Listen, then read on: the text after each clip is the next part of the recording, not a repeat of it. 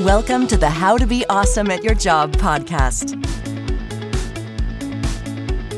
So many people will know and know the right thing to do, but very few will actually do it because this bridge between knowing and doing, there's a valley. And in that valley, there's roadblocks, there's resistance, there's the unknown, the uncertain. And ultimately, everything is based on the fear of the results. Seek wisdom from the wise. Don't just seek wisdom from anybody that's going to agree with you or be your yes man. 1 to the power of 365 is 1, but 1.01, 1% more, one step forward to the power of 365 is 37.8. That's how powerful just taking one step forward a day is. That's David Nurse. He's a mindset coach who's trained over 175 NBA athletes, including all-stars like Joe Johnson, Jeremy Lin, and Shai Alexander. He's also the author of multiple best-selling books, including his latest, Do It, The Life-Changing Power of Taking Action. So you'll learn 1, how to bridge the gap between knowing and doing, 2, the 9 reasons why we don't take action, and 3, the force that's more powerful than motivation. I'm Pete Makaitis. This is How to Be Awesome at Your Job. Now, here's David. David, welcome. Pete, it's an honor to be here, man. I'm so excited to dig into your wisdom. But first, I'd love it if you could kick us off with a super riveting tale of your adventures with folks in the NBA. All right, here it is. 2018. It's the summer. It is NBA pre-draft. So NBA pre-draft is before the players are superstars. They have to go through the draft process. Some players get the benefit of having great hype and potential and not having to do NBA pre-draft. But there was a kid who walked through the Santa Monica gym doors. His name was Shai Alexander. Shai Alexander from Kentucky. No one really thought he was going to be this top player. Like, he would have a good career, and people thought maybe, middle of the first round draft pick. Now, with pre-draft, I always like to crush the players on the very first workout. You got to test them. How much do they have? Are they able to go through this grueling process of working out for team after team? Do they have that insatiable drive? The insatiable drive, I slow down to say that term, because I think that is the factor that nobody looks at for NBA players to determine their greatness. I'll tell you more on that afterwards. So Shai walks in, and I put him through this workout. It's like 2.5 hours, and he's soaked in sweat. It's grueling. It's difficult. And most of the time at the end of the workout, the players, they just lay down on the court or they go to the locker room. The last thing they want to do is more drills. But Shai comes up to me after that workout and says, "Coach, when are we going tonight?" And I knew from that moment, Shai Alexander was built different. I knew he had insatiable drive, the desire to continue to improve even when somebody's not making you, the desire to improve even when it's not on social media. Nobody knows about the workout. It's the unseen hours put in. Shai Alexander had that. We went every morning, every night throughout pre-draft. Now, currently, 4 or 5 or whatever years it is later, Shai is on pace to be the MVP of the entire NBA. He is arguably one of the top 3 players in the entire NBA. This coming from a guy who did not have the hype. He did not have many people who knows who he is. He's also created this incredible brand. He's like the fashion guy of the NBA with millions and millions of followers. The point being is, if you have a desire for greatness, you have to have that insatiable drive. You can't become great at something without this internal fire burning inside of you. And I can tell within the first 5 minutes of working out with an NBA player, if they have it or if they don't have it. Intriguing. Okay, so he said, "Coach, when we go in tonight," was the indicator to you that it's there. But it sounds like it maybe even beforehand. You witness what's happening within the minutes of the workout. So can you paint a picture for us for what does a having it workout look like versus a not having it? Well, there's also a term that I've developed over working out with NBA players and training them for 12 plus years. It's what I call the 17-second rule. It's mental dictatorship, basically. So this goes back, and then I'll bring it back here, of training players for 12 years. I would bring a stopwatch with me because I was interested. I always thought at first that every NBA player loved training. They loved practice, but that's far from the truth. So when they did not want to work out that day, I would press the stopwatch to see how long it took them to be able to get past that moment of, oh, I don't want to do this. And then they'd be okay. And on average, it was 17 seconds, meaning by the time I said start the workout, and I could tell they weren't feeling it, they did their first few drills, they did their first few shots, then they were okay. They got past that initial sticking point. And that's huge for people. Like, think about it. Most people won't go work out because they don't want to start. Most people won't do something because the start is hard. After you start, after you do the first couple reps in the gym, it's easy. Your body gets in the flow. Your mind gets in the flow. After you make the first few cold calls, if you're a salesperson having to make cold calls, the first suck. They're not easy. But after that, you get in the rhythm. So coming back to the workout with Shai is like, I had my stopwatch ready, but there was no need for that. He had the desire. You could see it in his body language, in the way that he attacked the workouts, the way that he was present, the way that he was asking questions. And the workout, I mean, I don't remember exactly what the workout was, but it's every difficult drill, like defensive slides, all these different conditioning drills, shooting when you're tired, physical body contact. I used to have this big Bosu ball, if you can imagine doing ab workout in the gym, and the guys would have to drive to the hoop, and I would just level them with that ball to see if they could take the contact and finish. All types of physical, mental, the most challenging drills that I could do. And when I knew that a player was able to embrace those and want more of those and not shy away from those, then I knew it was different. And then it goes on to their competition against NBA current players. So this is going on past the workout, when you can tell, like, okay, is this guy, does he have the killer instinct? Because that's another one of the attributes that I don't think you can really teach somebody. I've tried to teach it for years in all different fields. You either have the killer instinct or you don't. You can probably increase it a little bit, but killer instinct meaning, do you want this so bad that you will give anything for it? So when Shai was in workouts with the NBA, the current NBA players, like NBA All-Stars and Superstars, a lot of times young players will kind of shy away. They're like, I'm not there yet. These guys are the authority. I better just play my role. Not Shai. He was trying to win every single drill. He was going for their throats. He didn't care if they'd been a 9-time NBA All-Star. He was going at them. That's the killer instinct. So there's two aspects. You can help somebody develop them, but you can't give somebody these if they don't have them. And that's the insatiable drive and the killer instinct. All right. Understood. Well, so you've put a number of this wisdom in your book, Do It or Don't Quit, depending on how you read the cover. Very clever, David. So when I read Do It, I can't help but think of Shia LaBeouf's video in which he's screaming, do it. So is that what you had in mind as you were assembling this work? Yes, I wrote the whole book based on Shia LaBeouf and his. No, I actually did not know about that until you told me about it. But I will take any type of marketing that comes to it. Anytime somebody says do it or don't quit, you now think of the book. I'm planting that seed in everybody's mind. Well, we will link in the show notes to Shia LaBeouf screaming "do it" repeatedly in front of a green screen. Very memeable, and you'll think of this book. I love it. But the reason that I chose that title, I mean, I've got to give credit to my wife, who is the creative genius in our family for sure. She's an actor, producer, has done a lot of big work, and I always look to her for creative advice.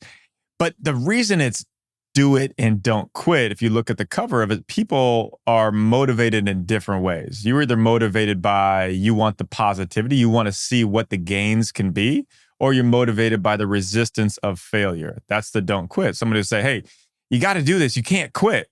That will motivate somebody. Or, hey, go do it. You can achieve this. So it's either the positive or the negative side. People are motivated by different things. So if you read it, you see it in the way that you read it in. It's kind of like that picture of the young lady and the old lady. You look at it in one glance, you either see the old person or the young person. Same thing. You either are motivated by the positive or you're motivated by the resistance of not failing. All right. So is it fair to say that the difference between taking the action and not taking the action makes all the difference in terms of the results. Is that kind of your main thesis here? Absolutely. I think it's the biggest misnomer today in society is there's so many people that are just taking up so much knowledge. There's content, YouTube, podcasts, going to masterminds, events, and you soak in all this knowledge. But the huge disconnect is the difference between knowing and doing. So many people will know and know the right thing to do, but very few will actually do it because this bridge between knowing and doing, there's a valley. And in that valley, there's roadblocks, there's resistance, there's the unknown, the uncertain. And ultimately, everything is based on the fear of the results. So if I take this chance, if I actually take action on this, what will happen? I don't know. That's uncertain. And true taking action, confidently taking action is taking the step without knowing where it's going to land. It's having the faith that if you do take action, something positive will come from it. But most people hold themselves back based on the 9 different archetypes that I outline in the book. And what I mean by an archetype is which type of action taker are you? What holds you back from taking action? Everything is rooted in fear. That's literally why people don't take action. They are afraid. And the different reasons, some of those reasons are what I call the allodaxophobic, and that simply means fear of other people's opinions. Do you not take action because you are worried what other people will think of you? Fear of the being burnt by the past, meaning do you not take action in the present because something of your past did not go the way that you wanted it to, so you were taking that past example, bringing it into your present. There's a thing called traumatic age regression. That means somebody had something happen in their past. They have not addressed it. They have not forgiven that situation. And it holds them back from actually taking action in the present. 70% of Americans have this traumatic age regression. So like, hey, you got, dumped by somebody you thought was going to be your spouse. You're not going to put your heart on the line again because you got burnt in the past. That's a very common one. And there's many more. There's 7 more archetypes that I outline. And the point of this is you read through and you see which ones you align with. It tells you what's actually neurologically going on in your brain of why this is happening. These are real things. And what is going on in your heart or the feeling of it. So you're able to see, okay, well, you know what? I suffer from perfectionism. That is what's holding me back. I think it has to be perfect. Or I underestimate myself. My parents never did anything great. I come from this small town. Like, why should I have something?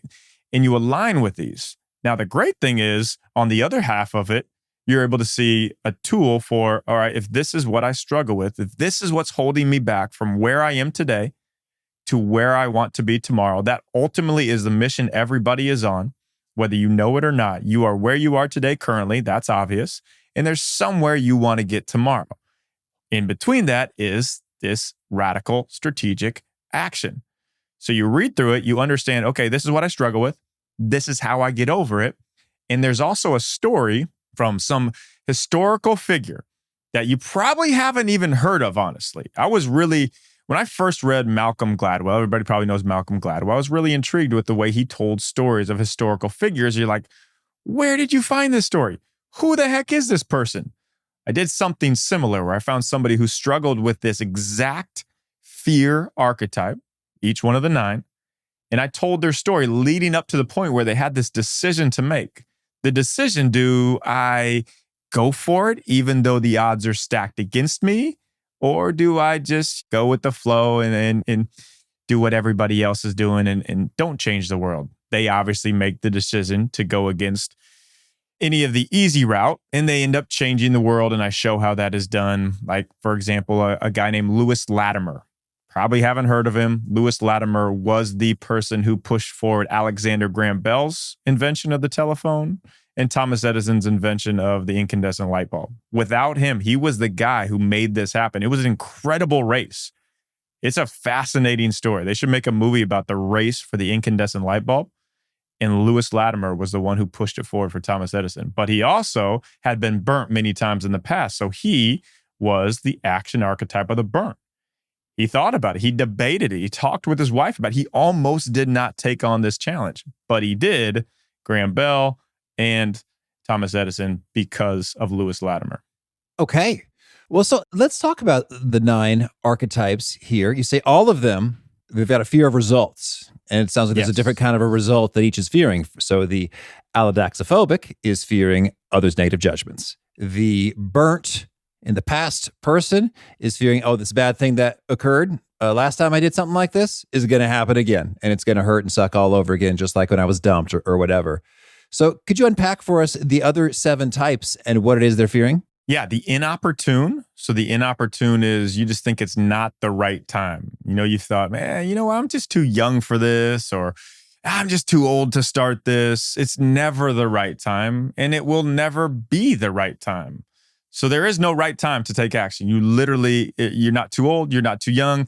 And a great way to take this away from your mentality is just do a Google search of people over the age of 50 who have done something great. And it's an incredible list. Or people under the age of 20 who have done something great. So you can align with either side that you're on. The blamer is another one where you're blaming somebody for your situation. You're blaming your parents. You're blaming, where you were born. You're blaming God. You're blaming somebody. It's so easy to blame. And it's not very often that someone's going to come back at you and say, you know what, that's actually wrong. It's like in the court of law, there's always a cross-examination. In the game of blaming, there's not a cross-examination. You're just pointing the finger at somebody else. Yeah, that's a good point. Folks will rarely just interrupt you to tell you that you're wrong. Yeah, they won't. It's like, I can't do this because my dad never believed in me. And it's like, people you're talking to have little to gain and much to lose by saying, no, actually, you're full of malarkey, sir. And this has nothing to do with your father. It's like, whoa, dude, who are you? Like, as opposed to the reaction will very rarely be like, you know what? Thank you. That is a wake-up call that I really needed. And you were a bright light of truth for me. Probably not going to be received that way if you were to speak up. No, it really isn't. I mean, you can blame and people are going to let you off the hook. Unless you have a group, and I say this, like, seek wisdom from the wise. Have people in your life that that you can come to with something, and they'll give you the honest truth. That doesn't mean it's your mom or your dad. They're going to seek your safety. They're not going to seek your best interest. So have people in your life that you can say, hey, what do you think of this? And they'll say, you know what? That's terrible. That sucks. You shouldn't do that. Or that's great. Like, seek wisdom from the wise. Don't just seek wisdom from anybody that's going to agree with you or be your yes man or feel your remorse in your blaming situation. All right. So now with the inopportune and the blamer, the inopportune says it's not the right time. The blamer, blames parents or God or someone. So what is it that they fear? They fear that there's just no way this is going to happen for them because of these circumstances? Yeah, they fear there's no way it's going to happen for them because it's almost too that they're afraid of success. You've been around those people that they just blame themselves into a way that if they find success, they're going to work their way out of it. It's almost they're scared of this success. They're scared of, well, what happens if something does good happen to me? And they fall into this rut of constant blaming. Or they just really don't want to put in the work, and it's easier to blame than it is to actually go through the process. Well, and David, tell us about this fear of success. I mean, why would we fear success? Success is a good thing we want, isn't it? It is until you get it. And then a lot of people don't know how to deal with it. That's why so many people crash and burn when they do taste success, because they don't know how to, they don't know how to appreciate it, and they don't know how to live with it. Because an example that I give is one of my close friends is Jeremy Lin. And he went through this time called Linsanity. And this was when he was almost cut from the NBA and he got put into the game and he just blew up. He took off. He had an amazing game and he was going on, game winners and 30-point games and this incredible streak. And he was the number one trending thing in the world. He was on top of the NBA world for weeks and weeks and weeks. And he never had that success. He never tasted that. And when he got there, he didn't necessarily live in the appreciation for that moment. He was living in the what ifs. What if I can't keep this up? What will people think of me? So when people reach success who aren't ready for it, that's what they think of. They're like, okay, well, what if this goes away? What they think worst case scenario thoughts and the what ifs, it ends up eating them alive, and they normally self-sabotage. Okay, understood. Well, let's hit the rest of the archetypes. So the fifth one is the test believer. In the test believer, it sounds kind of ironic saying the test believer when this kind of looks like a Enneagram type of test that we're going through. But far too often people will see, they read their Zodiac or their Myers-Briggs or even their Enneagram, and they label themselves with that's who they are. That's how they have to act because that's what the test says. Similar to the example that I give is, are you an extrovert? Are you an introvert? So people will say, I'm introverted, so I can't go talk to anybody. But introvert doesn't have anything to do with, are you able to go talk with people in communication? It has everything to do with how you recharge. So it's an excuse people make that they're not able to connect with others because they say they're introverted. And that's just a label somebody has given themselves and they live into. So if there's a label that you're giving yourself, whether it's a test believer or it's you label yourself according to your profession, you think you are what you do, that's where you need to eliminate that from, because that will never fulfill you. It will ultimately fail you. So that's the fifth one. How about the perfectionist? Yes. So the perfectionist, I think a lot of high performers, this is the one that they struggle with that holds them back. They think they have to have everything perfect before they even start, but you can never achieve anything great unless you actually start. And people will hold themselves back. They think, well, I can't put this out there into the world if it isn't perfect. And really, it will never be perfect. It's always a work in progress. Anything that you do, perfectionism also goes hand in hand with the term procrastination, which has been actually something that people have said, oh, it's, I'm more creative when I procrastinate. I can think better if the buzzer's coming up. Well, actually, there's been many studies done, and there was a study done on thousands of people in Canada that they found that 90% of people that procrastinate are much more stressed and anxious than those who don't. So yeah, maybe you'll produce a better quality product at the buzzer, but you'll also live a life of increased stress and anxiety, which I don't think anybody wants to do.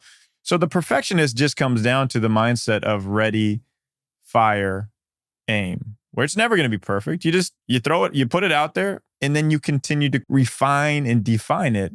And that's like anything with life. It's never going to be perfect. You just got to start and it'll continue to work its way there. But it holds a lot of people back, especially high performers. Okay. And then the scarciest? Yeah. So the scarciest is this mindset of you got to hold on to whatever you have. There's 100% of the pie. If you're looking at a pie with 100%, you got to take your little slice and you got to hold on to it. This was the whole mentality of hoarding, or, people in 2020, they went to the grocery store to get toilet paper and just hold on to it because there's never going to be any more. It's the same thing when they think of opportunities, why people will just hold on to what they have and not give anything else to anybody else because they live in this mindset of there's a scarcity amount, when in reality, there's an abundant amount. So that pie that you were taking that little slice of and holding on for dear life like it's only yours, think about a pie that's a double-decker pie, or you put a la mode ice cream on top. That is why these burger chains, In-N-Out and McDonald's, and why they're all together next to each other. It's not because they're competing against each other necessarily, but they're actually competing with each other. If someone knows, hey, this is the area of town to go for a burger, they're going to get more traffic there. So my concept here is what I've seen work so many times is not the competition directly against somebody else. It's competition with. Can you get other people within your industry and your market to be on the same team? You compete with, and you end up completing with each other. So completion through competition leads to more abundance than it will actually the scarcity mindset. It's the same thing with if you're have the scarcity mindset with money. Usually if you're just trying to hold, that's the best way to never actually, earn any or gain any revenue or long-term money by just holding on to it and hoarding it. Okay. And then the distracted and the underestimator. Yeah. So the distracted this is the one I struggle with the most. And then when I say distracted, I don't necessarily mean it's distracted by notifications or, your phone or your tablet, but more so the distracted for this is distracted from what is your great? Like, what is the thing that you are on a mission to do? That is your vision. That's your quote unquote great. Now, there's so many shiny objects that are going to come along the way, these opportunities. There's all these goods that can take you away from your great. That's what the distracted is. And I feel this a lot. Like, I get blessed with many, many opportunities Like, hey, you want to do this business? Hey, you want to go to this mastermind? Hey, you got to be here. Oh, it's almost like the FOMO that sets in. And if you continue to take these opportunities that take you off the path of the mission that you're on, you're never going to eventually get to that mission. So it's not the enemy of great is bad. That's pretty obvious. The enemy of great is good. And that's the distracted that keeps you away from what you were called to do. All right. And the underestimator? And the underestimator is simply the mindset of you're either a person who views life as a why me person, or why do I deserve this? Like, why? I mean, why little old me? I don't deserve anything great. Or you're of the mindset of why not me? Somebody's got to do it. Somebody has to be the top in their field. They have to be the best at what you want to do. Someone's got to do it. Why not you? And it's simply looking at any kind of decision or anything that comes upon in your life of which way do you view it? Do you underestimate yourself? Do you already count yourself out? Do you self-sabotage before it even happens because you view yourself as a why me person? Or do you view yourself as, well, somebody's got to do it.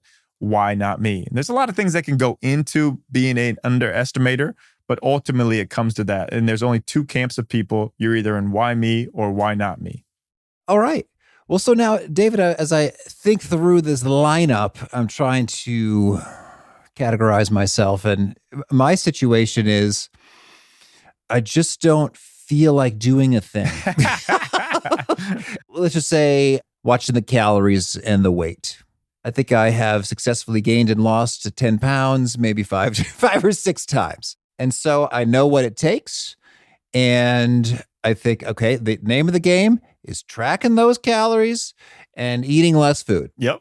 That's what does the trick. Sure. And so I think, oh, okay, that's what I can do. That'll make it happen. I think, but I don't want to. That sounds unpleasant and annoying to do that. And it's more comfortable and enjoyable to not do that. Where do we plug this one? Yeah. So the question I would ask you is, why do you want to lose weight? Why do you want to lose the 10 pounds or get in better shape? What is the end result of that? So you say that you do, but why do you want that? Well, I'm a bit more energetic, a bit more confident. I like the way I look in the mirror. I can enjoy not stepping on the scale and not being labeled overweight according to the body mass index, which makes me kind of feel like a loser. I am overweight by 2 pounds, David, because of the body mass index said so. And I don't like underperforming in anything. Yeah, well, there you go. I mean, there's two things right there that you just said in that sentence, which could go into allodaxophobic, fear of other people's opinions. It doesn't actually have to mean just people. It could mean the society norms and what they have placed upon it. And also the perfectionist, where you don't want to underperform in anything. So there's two that can work together in that one. But I also would say, like, there's 3 different levels to it as well. There is the motivation, which will show you the there, which is the motivation is the there to lose weight, get in great shape. There's also the discipline. So that's the second level of it. The discipline will get you there, and you've got there. You've said it before. You've got there before. So you have the discipline. Now, the third level to this is devotion. So devotion means, who are you devoted to? What are you devoted to? That's the next level of it. Like, are you doing this for a bigger purpose? If you're only doing this for yourself and the aesthetics of it, it's probably going to waver. But if you're saying, hey, I am going to get in great shape and stay in great shape for an amazing example for my kids, or because I have to be the healthiest and most energetic I can possibly be at my job.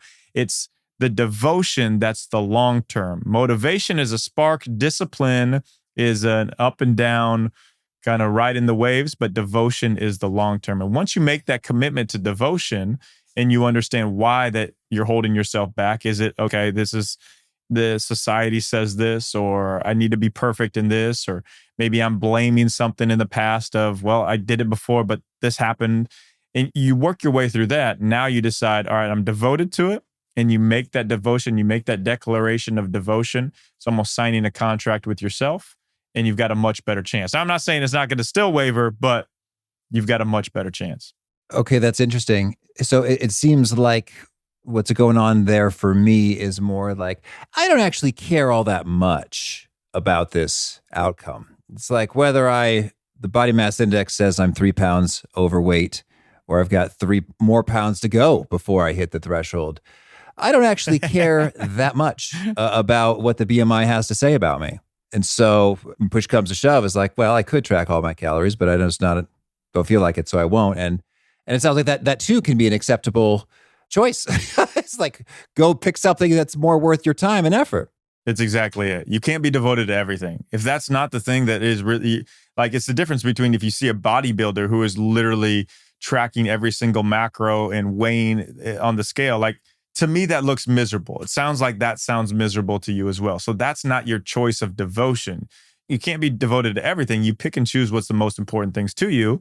And you're choosing lifestyle, life rhythm over being an incredibly crazy person out to eat where you can only eat broccoli and chicken breast, let's say.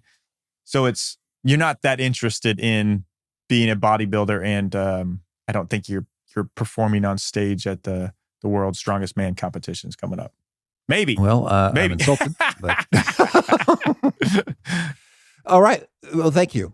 Well, now maybe could you share with us a story of someone who went through this process in a professional work type context, in terms of they weren't doing it, they were quitting, and then they had some insight like, aha, what's going on is this. Absolutely. This is the category I fit into, and what unfolded. Yeah, totally. So I've been working with a CEO for the past year. And when I started working with him, he's at a massive company, runs an amazing Fortune 500 company. And he was going through a very difficult time and just feeling really down personally in his life and in the business. So we had to figure out, like, okay, why? Like, what is the cause of this? You grew this amazing business. Now, what is happening?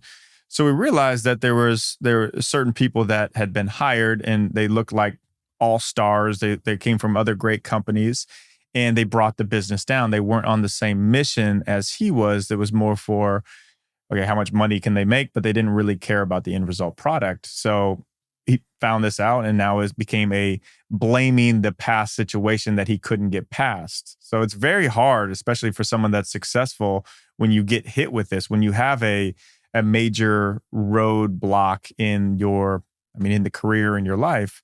So really, we just had to forgive this situation, had to address it, and had to say, well, you know what did we learn from this? So one of the most important things from the blaming situation is not to just go over it and pass through it, but it's what did we learn from this situation? So we really went in depth on this and the takeaways, the positives that came from very incredibly big losses and negatives that could have driven somebody to just quit or give up altogether.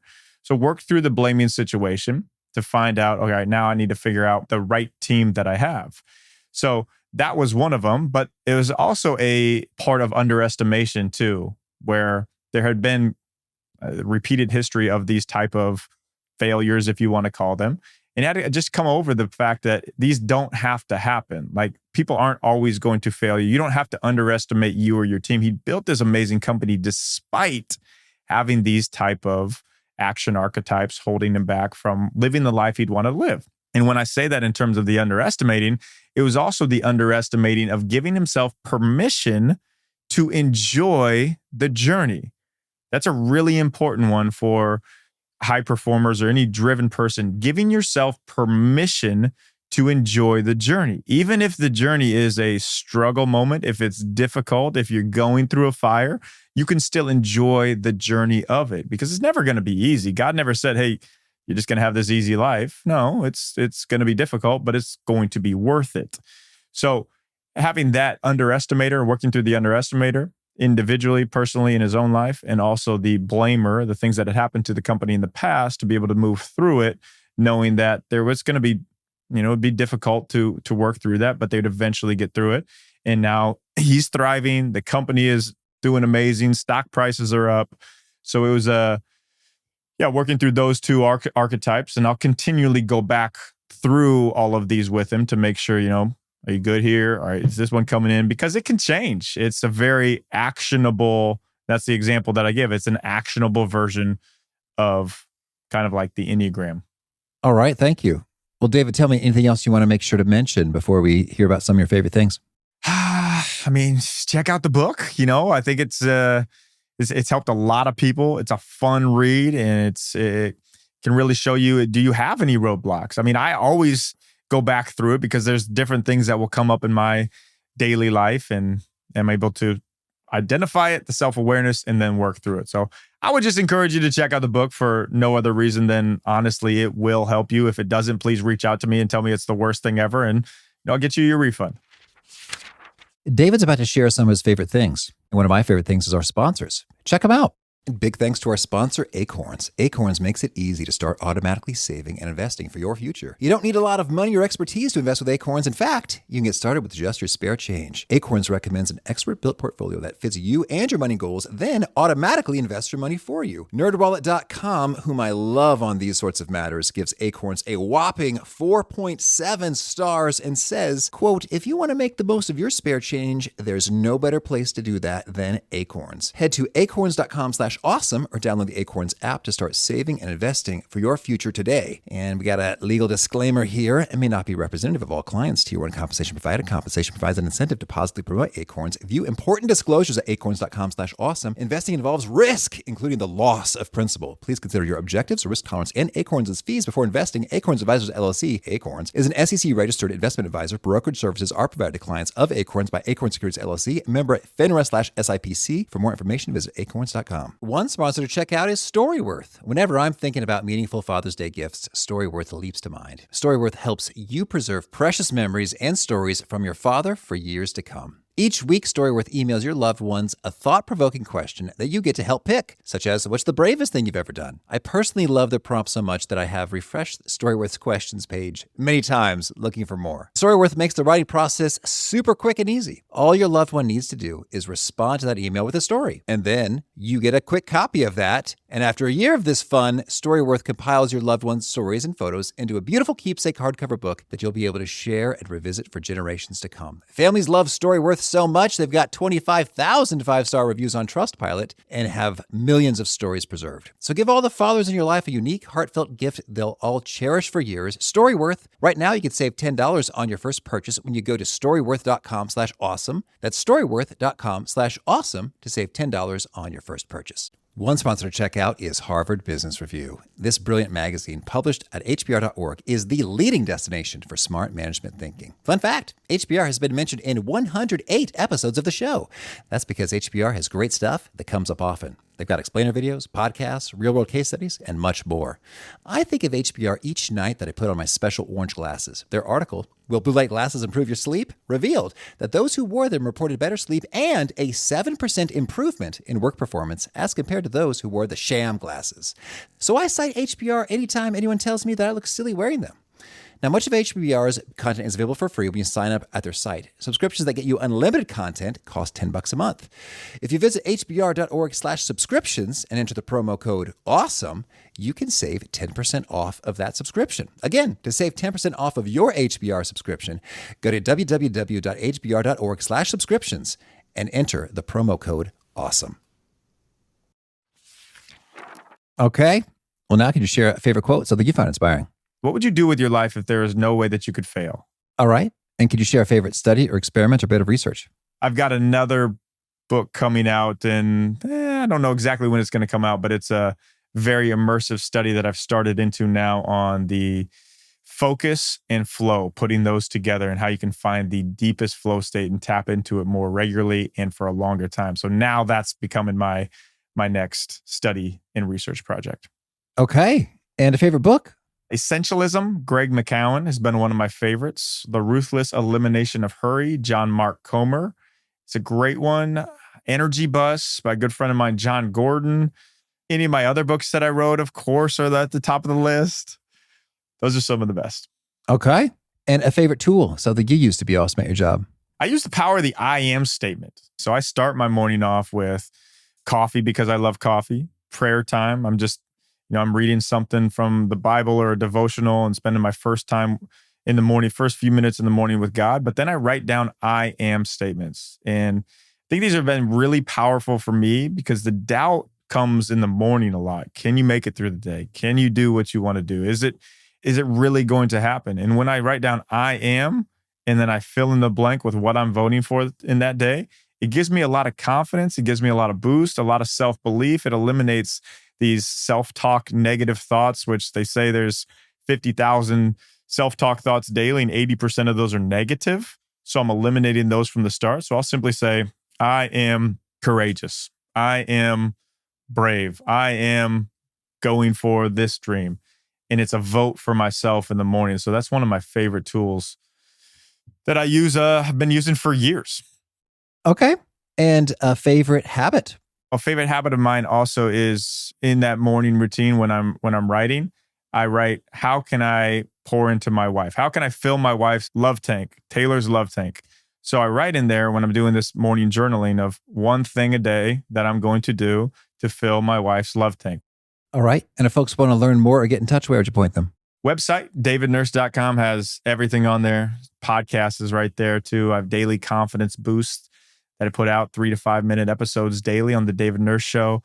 Social media, David Nurse NBA, or come out to Los Angeles and, we can kick it and eat some great food. Yum. And final challenge or call to action for folks looking to be awesome at their jobs. I would say just what is that thing that's been on your heart that you've wanted to do that you keep putting off? You keep finding an excuse for why not to do it. Just do it. Take that first step. The first step is so powerful. The momentum of one step forward daily. I mean, think about this.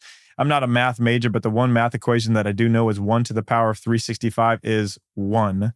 But 1.01, 1% more, one step forward to the power of 365 is 37.8. That's how powerful just taking one step forward a day is. Sometimes it'll feel like you're dancing on clouds with that step. Sometimes it'll feel like you're trudging through mud, but just keep taking that step forward. All right, David, thank you. I wish you much luck and fun with all the things you're doing. Thanks, Pete. Appreciate it, man. I've heard it before, but it's great to hear it again. I'm such a fan of that exponential compounding mathematics that David shared there. That 1 to the power of 365 is still 1, but 1.01 to the power of 365 is 37.8, which means if you're getting 1% better at a thing every single day for 365 days in a year, you'll be 37 times as good at that thing afterwards. And mathematically, that holds up. I think in practice, it's very hard to get 1% better at a thing every single day for 365 consecutive days, although it is totally possible and maybe probable if you are starting from 0 or I guess 1, starting from 1 and are a totally new at a thing and it's going very poorly. And then you're learning and learning and learning. And then you may very well be 1 year in 38 times better than a total rookie at that thing. And I find that quite encouraging. And sometimes I've actually played with these numbers. Like, well, I don't know if I get 1% better every day, but maybe I get 1% better every week. Or geez, I don't know about a whole 1%, but maybe a 0.5%. That I think I could do. So whatever exponent you choose or whatever time period you choose, the principle holds that this exponential growth is huge and you get it by taking an action bit by bit and by having some kind of feedback loop present, which I think is intriguing when he said seek wisdom from the wise. Sometimes the feedback loop is built in. I could just see it and know it and say, hey, that looks a lot better than it the last time I tried this. And other times you got to make sure that there is something feeding into it so that you are getting that input. Like I hope and think this podcast episode is better than the one I did 900 episodes ago. But in order to really know, I'll need to be getting some reflection back from you listeners. Holler at me anytime, by the way, Pete at awesomeatyourjob.com, or surveys, other colleagues in the podcast world who I'm in contact with or talking with me. You get the idea, because it is also possible to do something 365 times exactly the same. And if it's a learning related activity, then you may actually not be experiencing that compounding exponential growth that you're after. Great food for thought. Powerful stuff. Do it. Don't quit. Take that action. Crush those barriers. If you'd like to get a summary write-up of this conversation and all such conversations of the actionable wisdom into your email box, sign up for the gold nuggets at awesomeatyourjob.com. And if you're interested in the particular show notes and transcript of this specific episode, that's found at awesomeatyourjob.com/EP943. Hope to catch you next time, and peace.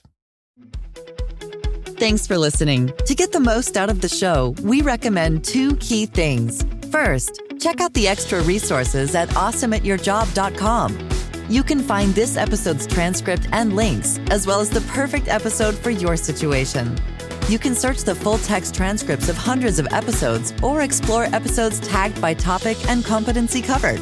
Second, subscribe to the podcast and get future episodes automatically. You can subscribe by telling Siri and several other smartphones and speakers, subscribe to the How to Be Awesome at Your Job podcast, or by tapping subscribe in your podcast player of choice. If you'd like some extra help figuring out podcasts and how subscriptions work, visit awesomeatyourjob.com/subscribe for guidance. Hope to catch you on the next episode of How to Be Awesome at Your Job.